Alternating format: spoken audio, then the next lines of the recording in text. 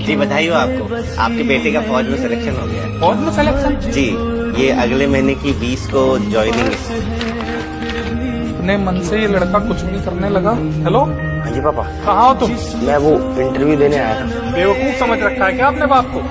Interview देने की आड़ में चोरी चुप के तुमने आर्मी ज्वाइन कर ली और हमें बताया भी नहीं। और एक बात बता, इस दिन के लिए तुझे नाचों से पाला था मैंने कि तू बड़ा होके फौज में चला जाए। तुझे पता भी है आर्मी की नौकरी कैसी होती है, एक सेकंड का भरोसा नहीं होता, कब गोली सीने के आर पार हो जाए। मैंने कोई आर्मी ज्वाइन नहीं की, नहीं मैंने कोई फॉर्म भरा और नहीं मुझे कोई शौक है आर्मी ज्वाइन करने का। तो ये तेरे नाम से लेटर क्यों आया है? पापा मुझे लगता है किसी गलत एड्रेस पे आ गया, आप एड्रेस चेक करवाओ पहले, ठीक है? और मैं लेट हो रहा हूँ इंटरव्यू के लिए, आप बाद में फोन करना, मैं घर आके बात करता हूँ आपसे।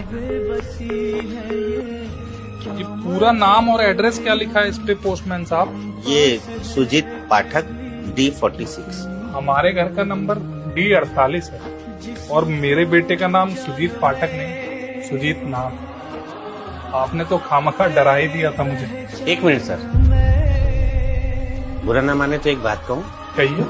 आपको अपना देश तो सुरक्षित चाहिए, लेकिन देश की सुरक्षा के लिए आप अपने घर से किसी को भेजना नहीं चाहते। लेकिन क्या आप जानते हैं कि आपके ऐसे ही दृष्टिकोण की वजह से आज जवान पीढ़ी और बच्चों में फौजियों के प्रति वो सम्मान और वो आदर नहीं बचा। अभी आप अपने बेटे से जब बात कर रहे थे ना, तो उससे साफ पता लग रहा था कि आप ही नहीं, आपका बेटा भी फौज की नौकरी के पक्ष में नहीं है। कितना स्वार्थ छिपा है इस बात में कि आपको बेटा तो चाहिए, फौजी नहीं। ये लेटर देखकर तो आप डर ही गए, पर यकीन मानिए आप अकेले नहीं हैं। आपके जैसे बहुत सारे माँ बाप हैं जिन्हें लगता है कि फौज की नौकरी सुरक्षित नहीं है। लेकिन क्या कभी आपने थोड़ा सा समय निकालकर सोचा कि फौज में जो हमारे देश की रक्षा के लिए खड़े हैं वो भी किसी के बेटे हैं? आप जानते हैं कि आज शहरों से फौज में जाने वालों का प्रतिशत बहुत कम है, और इसके विपरीत आप गांव की तरफ चले जाइए तो आज भी वहां लड़के भाग रहे हैं,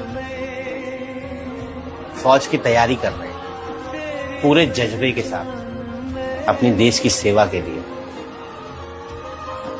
उनके माँ बाप उन्हें नहीं रोकते होंगे, उनके माँ बाप को उनकी चिंता नहीं होती,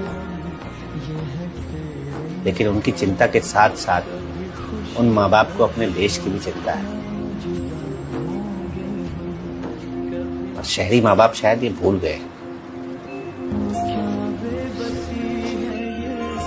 धन्य है ये बेटा जो फौज में